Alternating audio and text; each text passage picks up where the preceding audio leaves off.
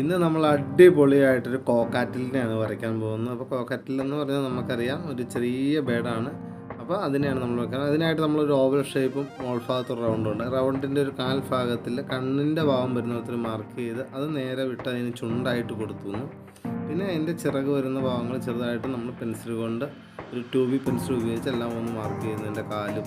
പിന്നെ ഇതിൻ്റെ തലയിൽ ഒരു പൂവുണ്ട്. ആ പൂവും കൂടെ നമ്മളൊന്ന് മാർക്ക് ചെയ്തതിന് ശേഷം ഒരു ബ്ലാക്ക് പെൻ ഉപയോഗിച്ച് നമ്മൾ വരച്ചു കൊടുക്കുകയാണ്. അപ്പോൾ നല്ല വൃത്തിയായിട്ട് വളരെ എളുപ്പത്തിൽ നമുക്ക് കോക്കാറ്റിലിനെ വരയ്ക്കാൻ കഴിയും. ഇതുപോലെ റൗണ്ട് ഉപയോഗിച്ച് ബേഡിനെ വരച്ച് പഠിച്ചാലും സിമ്പിളായിട്ട് തന്നെ നമുക്ക് വരയ്ക്കാം.